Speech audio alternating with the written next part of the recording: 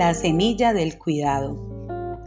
Todo comenzó con la siembra de una semilla. No recuerdo qué semilla era.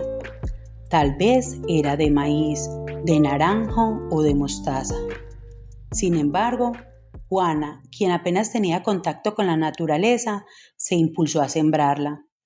Mientras lo hacía, pensaba, ¿cómo es posible que esta cosa tan pequeña, semilla, pueda convertirse en los árboles de mangos o aguacates que hay donde mi primo Ramón, o en las orquídeas de colores que hay en el balcón de mi tía Yolanda?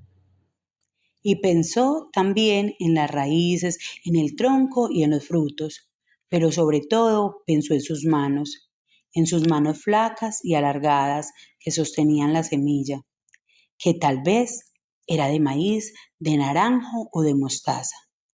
Y así, dentro de un recipiente la plantó.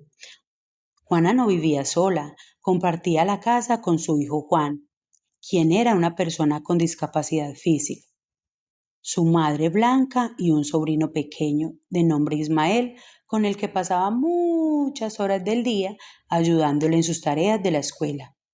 Cada vez que Juana regaba la planta, Ismael la observaba curioso y con el tiempo empezó a imitarla, regándola y mirándola cómo se daba el crecimiento. Ella aprovechaba para explicarle lo que había hecho consciente y empezó a hablar de lo que implicaba esa labor. Y habló de la paciencia, del respeto, del amor y del compromiso. Su madre, entrada ya en años, que al principio se burlaba, terminó por ayudarle a buscar información sobre el tipo de semilla que habían sembrado.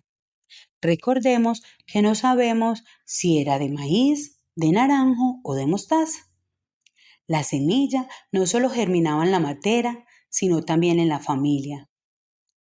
Un día, mientras regaba la planta, que ya había crecido satisfactoriamente gracias al cuidado y al esfuerzo de la familia, decidió plantarla en su patio, que era también apropiado. A la mañana siguiente, Juana se acercó como de costumbre al pequeño árbol. No sabemos si era de maíz, de naranjo o de mostaza, pero lo que sí era evidente es que la planta estaba firme. No había sufrido los estragos del viento ni del clima cambiante de esa época del año. Sus tallos resisten, sus hojas siguen verdes y vivas, como si llevaran dentro una fuerza secreta. Ismael miró en silencio a Juana y pensó, tal vez es el mismo cuidado que había puesto cada día con paciencia y dedicación, el mismo que ponía al cuidar a su hijo Juan, quien vivía con una discapacidad física desde su nacimiento y que requería atención constante. Y entonces algo hizo clic en el interior de Juana.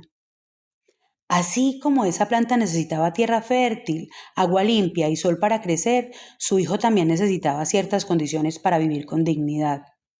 Tiempo, apoyo, comprensión, pero también garantías sociales y legales. No bastaba con el amor y el cuidado. Hacía falta que ese amor fuera respaldado por derechos.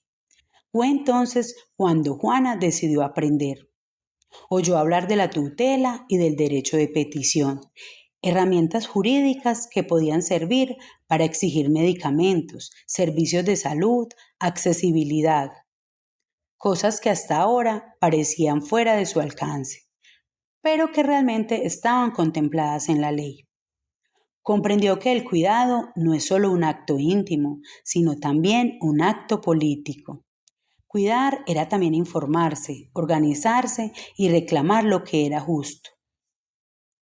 En la tarde de ese mismo día, Juana se sintió muy cansada. Había pasado toda la jornada cuidando a su hijo Juan y a su sobrino Ismael. El cuerpo le pesaba, pero más aún el corazón. Entonces vinieron a su mente aquellos sueños de infancia, un viaje al mar, lugar al que aún no conocía, tardes de cine, de charlas y risas compartidas con sus amigas antes de ser madre. Y en medio del cansancio deseó con toda su fuerza tener un momento solo para ella, para hacer lo que le gustaba, para simplemente ser. La madre que la miraba en silencio, desde el rincón de la sala, la apoyaba en lo que podía, pero no era suficiente. Juana necesitaba que alguien la cuidara a ella también.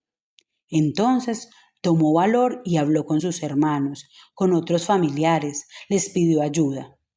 Pensaba que tal vez le dirían que no, que cada quien tenía sus propias cargas, pero para su sorpresa, con gran cariño, le dijeron que sí, porque Juana durante años también había cuidado de su madre y ahora era el momento de que otros sostuvieran un poco de su carga.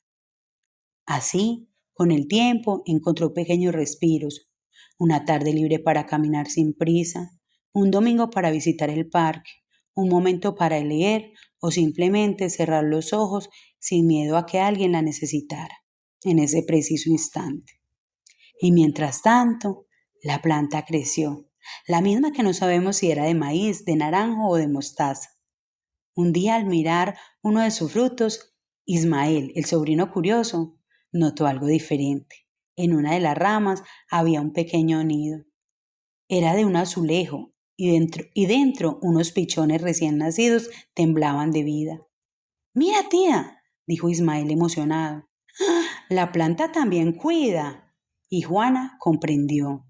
Comprendió que aquello que cuidaron con tanto amor, esa semilla indefinida, había terminado cuidando a otras vidas también, así como ella, al cuidar de Juan, de Ismael, de su madre, había empezado a cuidar también de sí misma, así como sus hermanos, al cuidar de ella, también cuidaban de una historia compartida.